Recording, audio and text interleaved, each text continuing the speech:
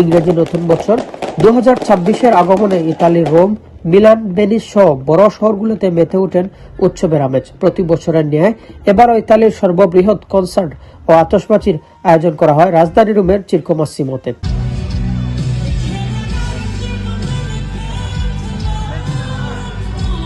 রাত 12টা বাজতেই আকাশ জুড়ে শুরু হয় আতশবাজি ঝলকানি। নতুন বছরকে বরণ করতে স্থানীয় ইতালিয়ানদের পাশাপাশি অংশ নেন বিভিন্ন দেশের পর্যটকরাও। বর্ষবরণকে ঘিরে বিভিন্ন সামাজিক ও সাংস্কৃতিক সংগঠনের উদ্যোগে আয়োজন করা হয় সাংস্কৃতিক সন্ধ্যা, সঙ্গীতানুষ্ঠান ও মিলন মেলা।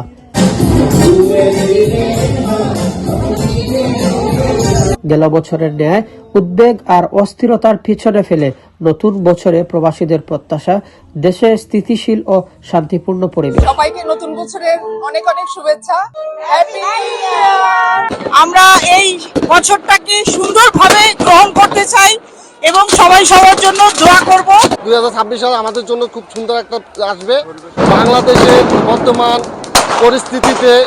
পরিস্থিতি আমরা আশা করি খুব সুন্দর একটা পরিবেশ হবে। Happy new year.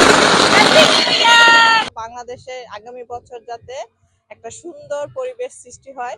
বছরের বিভিন্ন সময়ে ঘটে যাওয়া একাধিক সন্ত্রাসী হামলার ইতালিতে বসবাসরত বাংলাদেশি প্রবাসীদের জন্য 2025 সালটি ছিল চরম সুখ, উদ্বেগ ও আতঙ্কের। কিছুদিন আগে কয়েকটা সন্ত্রাসী আমাদের বাংলাদেশি উপরে হামলা করেছে এবং কয়েকটা বাংলাদেশি ভাই নিহত হয়েছে। আসলে এই সালটা আমাদের জন্য তেমন আমার ব্যক্তিগত পক্ষ থেকে আমাদের তেমন ভালো যায়নি।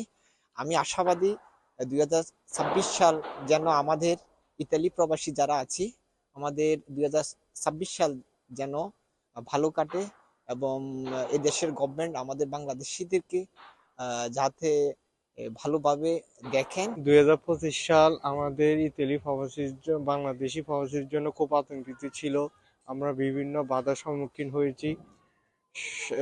সরকারিভাবে আমাদের নতুন যারা অধিবাসী আছে তাদের অনেকে বিপদগ্রস্ত হয়েছে। আশাবাদী 2026 সালে আমরা নতুন কোনো আশা নিয়ে সামনের দিকে এগিয়ে যেতে পারবো।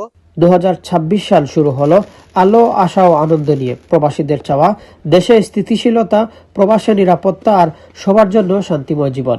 যে সঙ্গীতের মাধ্যমে আপনাদের সবার মনে প্রশান্তি আসবে এবং আপনাদের মন থেকে অন্যের প্রতি ঘৃণা, বিদ্বেষ এগুলো চলে যাবে।